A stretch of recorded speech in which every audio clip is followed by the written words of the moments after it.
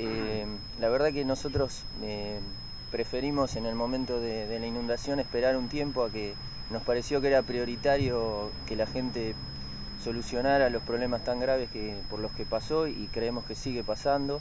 Digamos, no nos parece que esto haya pasado y haya terminado.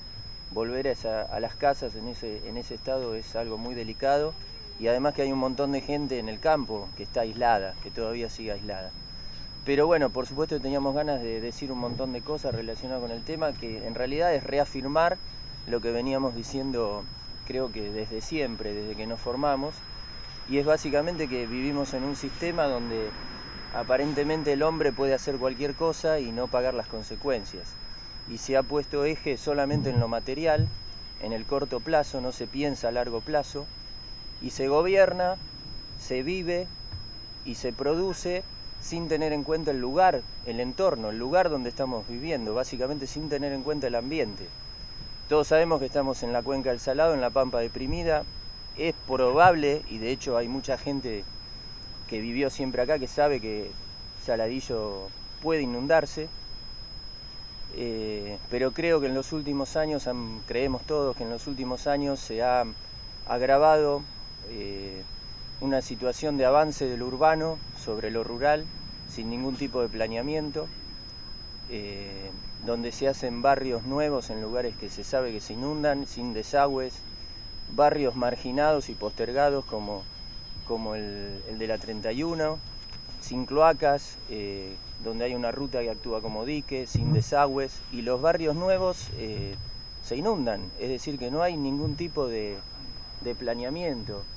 Y por otro lado creemos que se suma a eso, por lo que decía antes de hacer eje solamente en lo material, se suma un cambio en el uso del suelo que ha tenido Saladillo, que a nuestro criterio es gravísimo, que se refleja en la enorme cantidad de canales clandestinos, que con cualquiera que uno hable enseguida le dicen sí, en tal lado hay un canal, en tal lado hicieron otro, incluso hay publicidades donde dicen canalice su campo, y lo vemos, sin ningún tipo de autorización.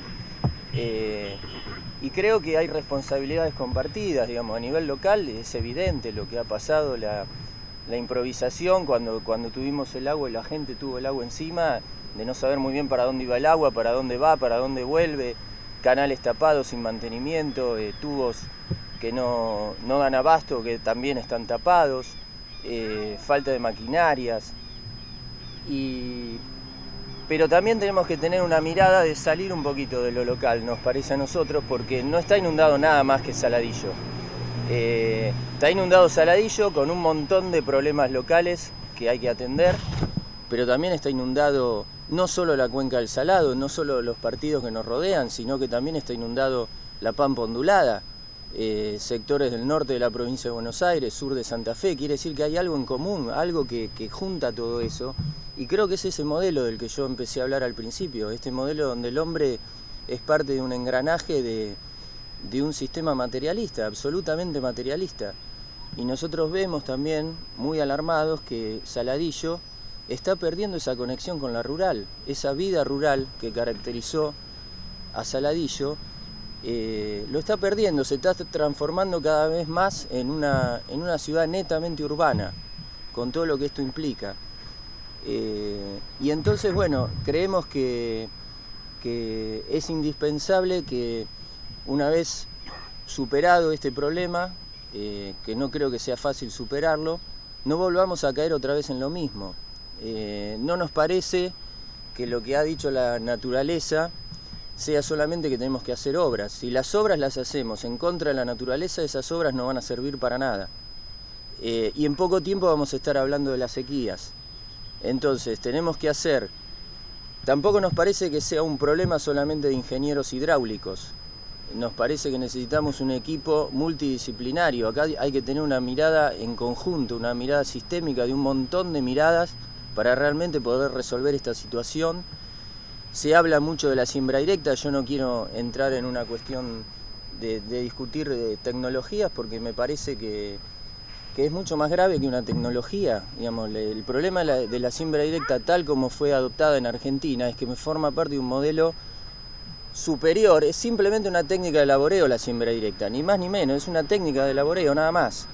Pero forma parte de un modelo mucho más grave, mucho más crítico, que es el modelo del agronegocio, que es el modelo que nos ha hecho convertir en un país productor de commodities para el extranjero, sin pensar en la producción de alimentos sanos, que es un país que se ha comido cañadones, que también retenían agua, que también hacían que el agua escurriera más despacio, como dicen que hacen los rastrojos de la siembra directa, pero eso lo hacían los bajos.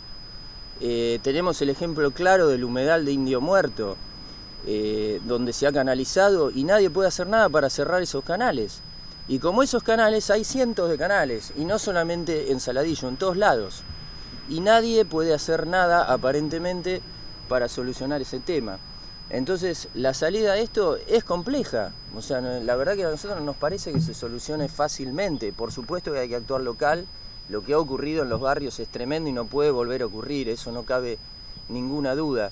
Pero creemos que es algo mucho más grave que hacer un canal o una alcantarilla tapada o no tapada. Acá hay un modelo que nos está poniendo en aprietos, porque se está viviendo, como dije antes, se está gobernando y se está produciendo en contra del entorno, en contra del ambiente, en contra de lo natural. Eso es, en resumen, lo que nosotros pensamos. No sé si ustedes quieren agregar algo. Por ahí lo que quería agregar, esto de en contra de lo natural, tuvimos un ejemplo que es lamentable, que fue el tema del día de las elecciones, ¿sí? Ese domingo estaba anunciado, gracias a las tecnologías, a los pronósticos, estaba anunciado un alerta grave para toda esta zona, para toda la provincia de Buenos Aires. Lo que algunos pensamos o nos preguntamos, ¿para qué sirven los alertas si no es entonces para planificar las cosas? O sea, ¿para qué tenemos una alerta si no actuamos en consecuencia de esa alerta? Todo bien, después cuando terminaron las elecciones, todos los partidos políticos salieron así y todos seguimos trabajando y ayudando a la gente, perfecto, pero no, capaz no habría que haber hecho otra cosa, capaz no habría que decir, bueno, no sé, no es mejor cambiar el día. O sea, ¿cómo podemos pensar en cómo va a ir la gente? O sea, ese mismo día la gente ya no se pudo movilizar, y eso ya se sabía por alerta. Bueno, eso quería sumar. Pareciera que la solución pasa también por una cuestión presupuestaria, no se habla de eso, pero inyectar mayor recursos de parte del Estado, me parece que la respuesta también pasa por eso. El plan maestro estaba ejecutado. Sí, seguramente que yo creo que hay que poner prioridades. O sea, a lo práctico. A lo práctico. Evidentemente hay que tener prioridades. No se ven, pero no se ven a nivel local y tampoco se ven un poco más allá. Hoy estaba escuchando que toda la zona de desembocadura del Salado, donde supuestamente se trabajó y se puso un montón de plata, está totalmente inundada. La gente de Maipú, de Mar Chiquita, de toda esa zona, digamos, de la Ruta 2, están bajo el agua y supuestamente se empezó de ahí para arriba y sin embargo está totalmente lleno de agua. Chico que vive de la granja, por ejemplo, en tu caso, ¿qué va a pasar ahora? Y no sé, es un perjuicio que no sé cómo recuperarlo, digamos, porque además esto sigue para peor. No tenemos expectativa, porque si bien estaban hablando de los recursos para las obras, yo estoy de acuerdo, pero ¿cómo se pudieron hacer todos estos canales clandestinos que lo hizo la misma municipalidad? Como hicieron un canal adelante cerca de mi casa ahí, que desagotaron todo lo que es la YPF Romero, la Bragadense, y mandaron el agua a la escuela 4. Para eso hubo presupuesto, para hacer un perjuicio, y no hubo para limpiar donde el agua tiene que salir. Bueno, yo creo que esto pasa por, es lo que decía el Papa, ¿no? Yo estuve en el Senado cuando la reunión del fiscal Gómez y el padre Lozano, el obispo Lozano, y insiste en los delitos ambientales. Estos son delitos ambientales. Quien hace un canal, así sea dentro de su campo, desagotando a otro curso de agua, es un delito ambiental, porque bien decía él, nunca se sabe cuánto y cómo va a ser el daño que puede llegar a ser. Puede morir una familia ahogada, ¿me entendés? Entonces son delitos penales, y eso hay una ley que la están promulgando, pero la misma autoridad comete eso. Hay canales acá que la municipalidad lo hizo y no están autorizados. sin saber para dónde va el agua. Lo tiene más claro la gente que anda. Yo ayer estuve reunido con la gente que anda en la calle trabajando de la municipalidad, y lo tienen más clara ellos que los ingenieros. Ellos saben qué cantarilla hay que tapar, por dónde hay que sacar un canal, y los ingenieros dan vuelta de acá para allá y no dan ninguna solución porque no tienen ni idea. Entonces pasa, a veces tiene mucho más experiencia uno que ha estado 40 años en un lugar y sabe de dónde viene el agua y hacia dónde va, y cuando ves que están haciendo un canal ya te das cuenta que ese canal va a perjudicar. A Saladillo viene el agua de toda la zona, hasta de allá de Loprada viene agua por el Automóvil Club, porque han hecho un canal ahí a la costa de la calle, que es un canal que desagota todo, y bueno, viene el agua de Barrancosa, viene el agua de San Benito, y cae todo acá el agua. Eso también hay que resaltar, que los canales clandestinos, por llamarlos, cuando se hacen desde el Estado, se le hacen a los poderosos. No se le hace al barrio La 31, un canal clandestino para sacarle el agua. El canal clandestino se le hace a los poderosos para que sigan sembrando soja o tengan un feedlot. Entonces, a eso me refiero, que no se gobierna, no se gobernó, y espero que sí, en los próximos años se tome esto como experiencia. No se gobierna pensando en dónde vivimos. Es básico, nos podemos inundar y no hay un plan de emergencia ante una situación así, ni para la gente, ni para los productores. O sea, los productores con esto de la emergencia, no pagar el impuesto inmobiliario, eso no sirve para nada. No, y tener un crédito tampoco para la pequeña producción, y que me lo den dentro de 4 meses tampoco. Hoy necesitamos alimentar a las vacas, hoy. Entonces la Secretaría de la Producción, por ponerle un nombre, debería tener un plan de emergencia ante posibles inundaciones, porque estamos en una zona que se puede inundar, más allá de las obras que se hagan. Y no hay planes de emergencia. Se le pide a otro y después entramos en las disputas políticas, que yo no te lo doy, que todavía no me pagaron la emergencia de no sé qué año. Al productor eso, digamos, y a los animales... Los animales se están muriendo ahora, no nos sirve un crédito de acá a 6 meses, ya no están mal los animales. La emergencia es ahora. Bueno. Yo voy a agregar algo.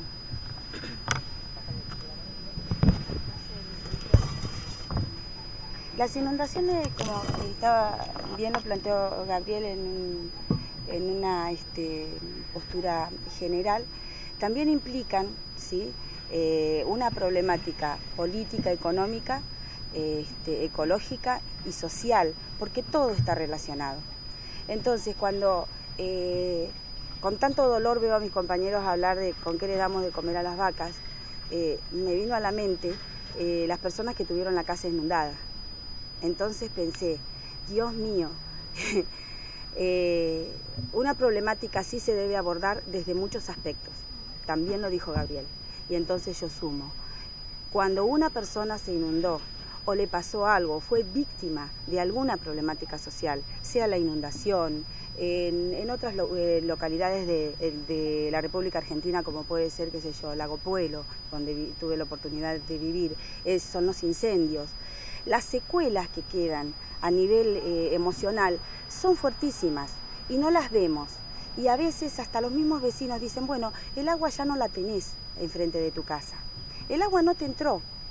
El solo miedo de que la vida se te desestructure, de que te amenace algo, es una afección a la persona. Y cuando hablamos del sistema en el que estamos viviendo, estamos hablando del sistema capitalista. No estamos hablando de un sistema hipotético. Es muy claro, está estudiado. En Saladillo, por suerte, tenemos el CURS, tenemos el Instituto de Formación Docente, el Instituto 135, tenemos salas de estudio donde sabemos ya qué es el sistema capitalista. Entonces sabemos cuáles son las consecuencias de un sistema capitalista. Sabemos cómo se piensa al ser humano en el sistema capitalista. Me remito a que todos empecemos a pensarnos y a repensarnos a nosotros mismos para poder de alguna manera empezar a relacionarnos con nosotros mismos, que somos naturaleza. Porque a veces hablamos, no respetamos a la naturaleza, no nos respetamos a nosotros mismos, porque no nos conocemos, porque nos enseñaron que de última somos un instrumento más del sistema. Entonces pasamos a hacer una cosa que funciona como le conviene al sistema. Ese era mi pequeño aporte.